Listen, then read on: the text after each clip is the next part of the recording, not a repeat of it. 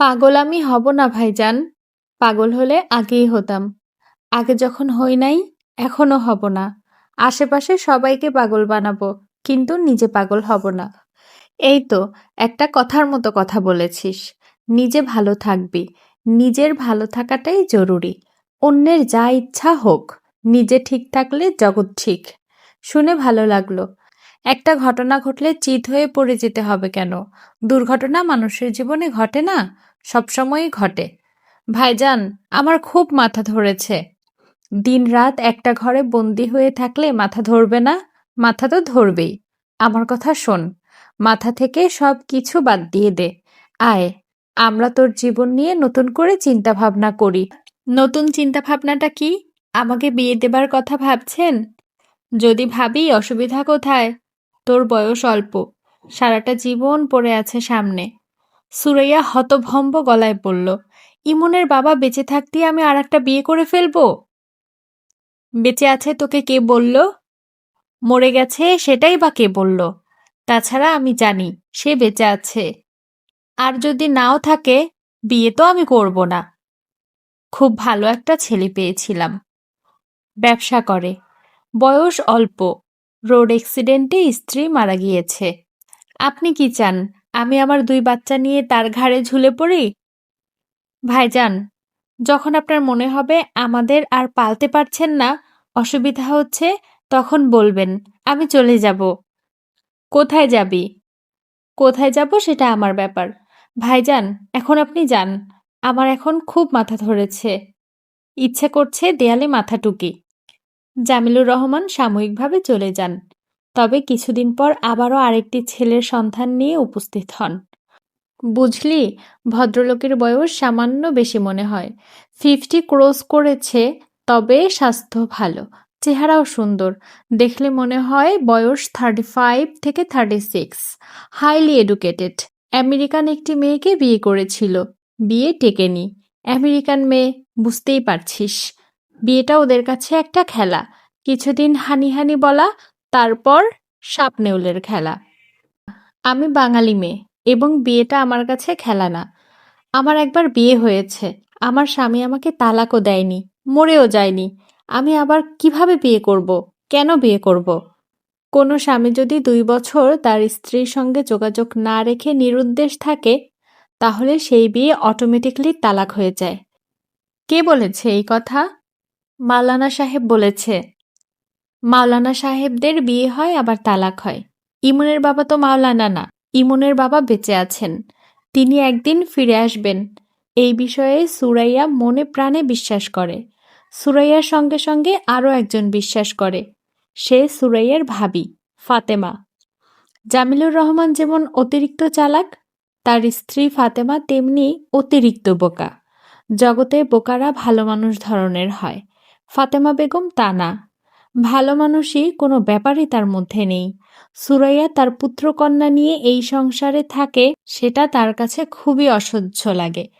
বোকা মানুষ বলেই তিনি মনের ভাব গোপন রাখেন না, সরাসরি বলেন।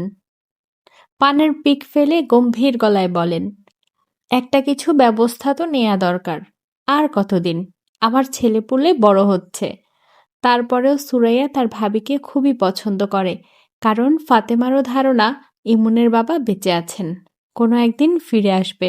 তবে সেই দিনটা কোন দিন তা সুরাইয়াও জানে না, ফাতেমাও জানে না। সুরাইয়ার কেন জানি মনে হয় লোকটা ফিরবে গভীর রাতে। হয়তো ঝুপঝুপ করে বৃষ্টি পড়ছে, এর মধ্যেই ভিজতে ভিজতে উপস্থিত হবে। সুরাইয়া দরজা খুলে দিবে। সে ঢুকবে খুব সহজভাবে। যে কোনো পরিস্থিতিতে স্বাভাবিক থাকা হচ্ছে লোকটার স্বভাব। সে তার স্বভাব মতো বলবে, দেখি, একটা তোয়ালে দেখি। মাথাটা ভিজে গেছে। সুরাইয়া তোয়ালে এগিয়ে দেবে। মানুষটা মাথা মুছতে মুছতে বলবে, তুমি কেমন আছো? সে বলবে, ভালো। এত রোগা লাগছে কেন? শরীরটা খারাপ?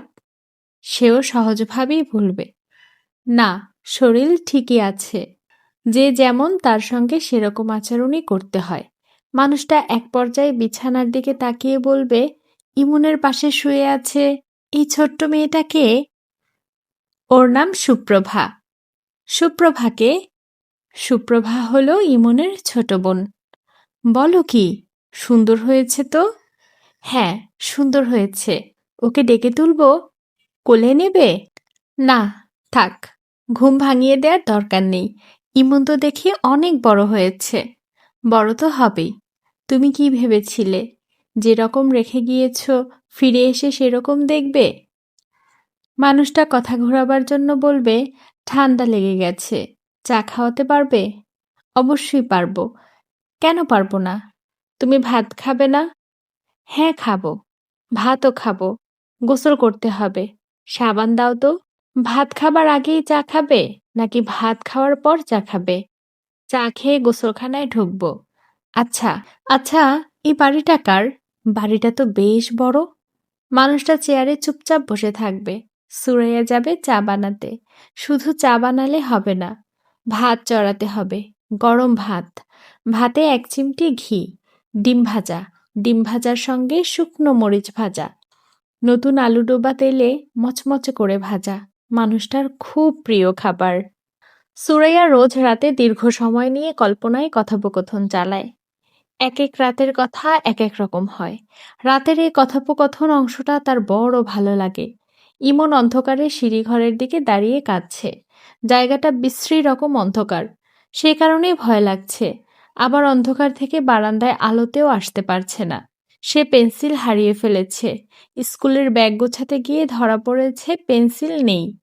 এই দুঃসংবাদ মাকে না দিয়ে উপায় নেই। সে মাকে বলল। সুরাইয়া ধমক ধামক কিছুই দিল না। শান্ত গলায় বলল, যেখান থেকে পারো পেন্সিল খুঁজে আনো। পেন্সিল না এনে আজ ঘুমাতে পারবে না। ঘণ্টাখানিক আগে সে মার ঘরে উকি দিয়েছিল। সুরাইয়া তাকে দেখেই বলল, পেন্সিল পেয়েছ? ইমন বলল, না। পেন্সিল পাওনি তাহলে এসেছো কেন? বললাম না, পেন্সিল না পেলে আসবে না। কথা কানে যায় না? বাদর ছেলে। রাত ১০টার মতো বাজে। অন্যদিকে এই সময়েও বাড়ি গম গম করে। আজ মনে হয় সবাই শুয়ে পড়েছে। বাড়ি নিঝুম। ইমন কি করবে বুঝতে পারছে না। এ বাড়িতে যদি ছোট চাচা থাকতেন, তাহলে তাকে কানে কানে বললেই যত রাতই হোক তিনি দোকান থেকে পেন্সিল কিনে আনতেন। ছোট চাচা নেই। এখন সে যে কাঁদছে, ভয়ে কাঁদছে না, ছোট চাচার জন্য কাঁদছে। কাঁদতে কাঁদতেই তার মনে হলো, বাবা থাকলে বাবাও কি তার জন্য পেন্সিল কিনে আনতেন? বলা যাচ্ছে না। বাবা কেমন ছিলেন? তিনি কি করতেন? সে দ্রুত ভুলে যাচ্ছে। বাবার চেহারাও এখন আর তার তেমন মনে নেই। শুধু মনে আছে বাবা খুব ফর্সা ছিলেন। আগের বাড়িতে বাবা এবং মায়ের একটা ছবি ছিল। ড্রেসিং টেবিলে সাজানো ছিল ছবিটা। সেই ছবিটা এ বাড়িতেও নিশ্চয়ই আছে, কিন্তু মা ট্রাঙ্কে রেখে দিয়েছেন। ছবিটা সাজানো নেই। ছবি সাজানো থাকলে সে মাঝে মাঝে দেখত। কে কে বসে আছে? ইমন চমকে উঠল। মিতু। অন্ধকারে পা টিপে টিপে কখন যে সামনে এসেছে সে বুঝতেই পারেনি। কি রে ক্যাবলা, তোর কি হয়েছে? চোখ মুছতে মুছতে ইমন বলল, পেন্সিল হারিয়ে ফেলেছি। পেন্সিল হারিয়ে ফেললে এখানে বসে কাঁদছিস কেন? ইমন জবাব দিল না। মিতু বলল, ফুপু বকা দিয়েছে? হুম। কি বলেছে? পেন্সিল না নিয়ে ফিরলে ঘরে ঢুকতে দিবে না? হুম। কি রঙের পেন্সিল? হলুদ। আচ্ছা, আমি এনে দিচ্ছি। একটা কথা শোন, তোর যদি কিছু হারিয়ে যায় আমাকে বলবি, আমি এনে দেব। একা একা বসে কাঁদবি না। ইমন ধরা গলায় বলল, আচ্ছা। মিতু ২টা পেন্সিল এনে দিল। একটা হলুদ, একটা সবুজ। হলুদটা স্কুল ব্যাগে রাখবি, সবুজটা কোথাও লুকিয়ে রাখবি। যদি আবারও পেন্সিল হারায় তখন কাজে লাগবে। সুরাইয়া ইমনকে ঘরে ঢুকতে দেখে বলল, পেন্সিল পাওয়া গেছে? ইমন হ্যাঁ সূচক মাথা নাড়ালো।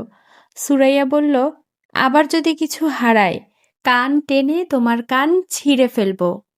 বাদর ছেলে, আমি তোমার বাবার নাম ভুলিয়ে দেব। বাবা নেই, বাবার নাম মনে রেখে কি হবে? যাও, হাত মুখ ধুয়ে ঘুমাতে আসো। ইমন বাথরুম থেকে হাত মুখ ধুয়ে ঘুমোতে এলো।